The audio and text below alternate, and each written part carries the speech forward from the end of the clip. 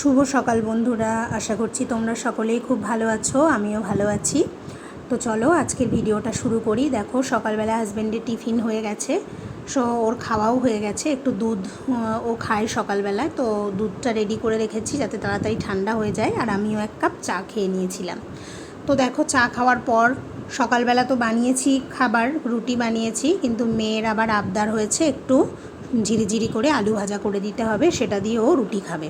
তো সেই জন্য দেখো আবার খাওয়ার আগে আলুটা ভেজে নিচ্ছি যাতে ও রুটি খেতে পারে। তো চলো বললো একটু পরে খাবে, সেই জন্য আমি আবার ঘরের কাজে চলে আসলাম। তো যে পরিমাণে গরম বন্ধুরা, আর আমি তো চলে এসেছি কলকাতা থেকে। এখানে তো এখনও বৃষ্টি হয়নি। তো এখানে টেম্পারেচার দিন দিন বাড়ছে, এত পরিমাণে গরম বাড়ছে মানে কি বলবো। আর বাড়ি থেকে এসে না এই সমস্ত মোছামুছির কাজগুলো আমার একদম করা হয়নি, কারণ কাছাকাছি আর জিনিস গোছানো, জায়গায় তোলা, এইগুলো করতে করতেই আমার সময়টা চলে গেছে।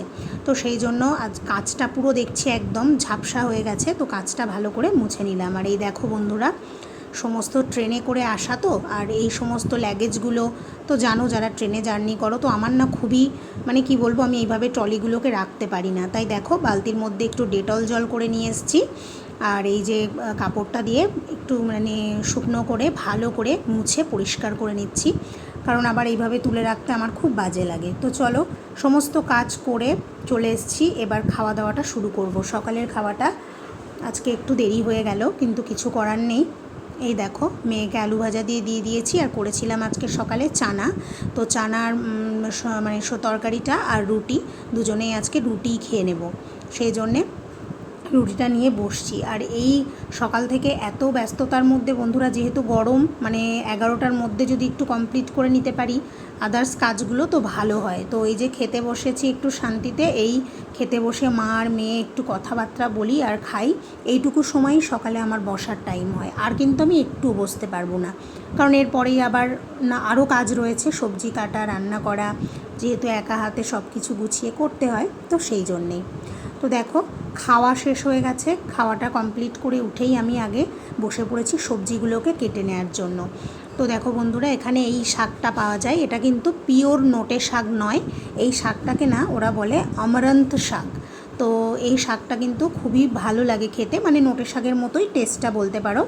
তো আমি ডান্টিগুলোকেও ফেলি না, ডান্টিগুলোকেও আমি রেখে দিই, ওটা কোনো সবজির মধ্যে দিয়ে একটু মানে চচ্চড়ি বানালে খেতে কিন্তু ভালো লাগে। তো আজকের একদম সিম্পল মেনুই করব।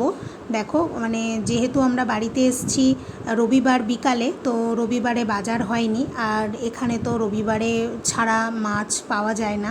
তো সেই জন্য এই সপ্তাহটা না আমাদের পুরোপুরি নিরামিষের ওপরেই চলতে হচ্ছে। নিরামিষ বলবো না, একদিন চিকেন হয়েছে, এর আগের ভিডিওতেই দেখিয়েছিলাম। তো চিকেন এনেছিল হাজব্যান্ড, কিন্তু চিকেন পাওয়া গেলেও মাছ কিন্তু পাওয়া যায় না, মাছ শুধুমাত্র সানডেতেই পাওয়া যাবে।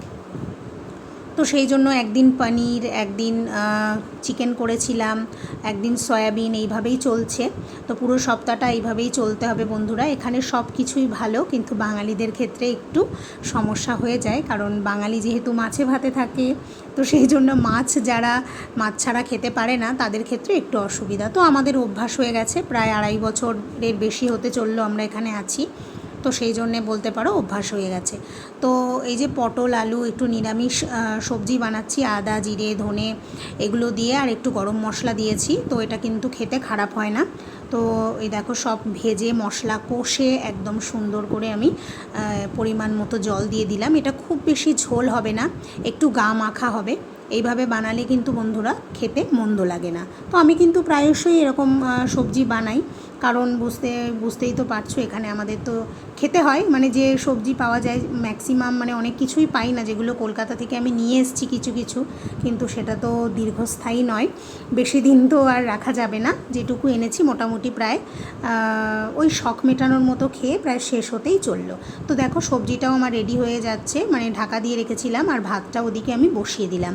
ভাত আর সবজিটা হয়ে গেলে রান্নাটা শেষ হয়ে যাবে। তো বন্ধুরা ঘরের কাজ বলতে বুঝতেই পারছো, পুরো সংসারের কাজ মানে শুধু তো রান্না নয়, টুকটাক আরও অনেক কাজ থাকে। তো যেহেতু সবটাই আমি নিজে একা হাতে গুছিয়ে করি, তো সেই জন্যে একটু টাইম তো লেগেই যায়। তো দেখো রান্নাটা হয়ে গেছে, সবজিটা নামিয়ে আমি চলে আসলাম।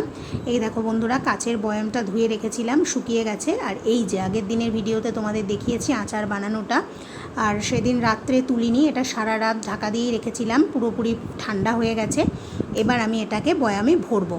তো দেখো সুন্দর করে বয়ামটাকে একদম মানে রেখেছিলাম বাইরে, এখানে যা হিট এমনিই শুকিয়ে গেছে, ভালো করে মুছে পরিষ্কার করে নিয়েছি, না হলে ওই একটু মানে ছত্রাক জন্মে যাওয়ার সম্ভাবনা থাকে। তো এবার সুন্দর করে একটু এটাকে স্টোর করব। আর বাড়িতে গেছিলাম, মা কুলের আচার দিয়েছিল, তো কুলের আচারটাও নিয়ে এসেছি, আর আমের আচারটা খেয়ে এসেছিলাম, নিয়ে আসিনি, কত নিয়ে আসবো আর, সেই জন্যে আমের আচারটা তো আমি বানাতে পারি, তাই এখানে আম পেয়েছি, তাই সেই জন্য আমি আমের আচারটা বানিয়ে নিলাম।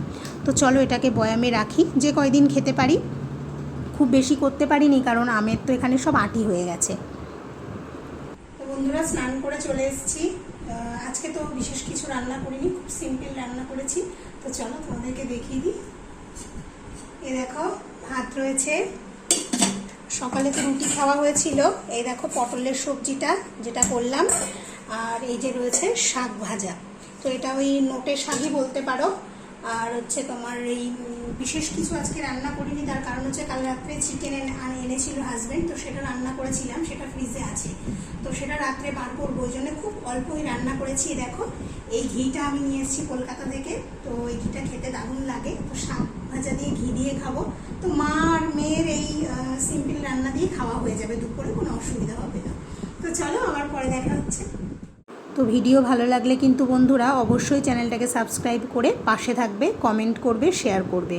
তো দেখো সন্ধ্যাবেলায় কিছু চটপটা খেতে ইচ্ছে করে, তাই মেয়ের আবদারে একটু ছোট ছোট করে একটু সুন্দর করে পকোড়া বানিয়ে নিয়েছি, আর ওই যে ভেজেছি শুকনো আলু চিপস। তো সন্ধ্যাবেলাটা কিন্তু আমাদের ভালোই এনজয় হলো, এই দেখেছো মেয়ের মুখ দেখে বুঝতে পারছো কত খুশি হয়েছে।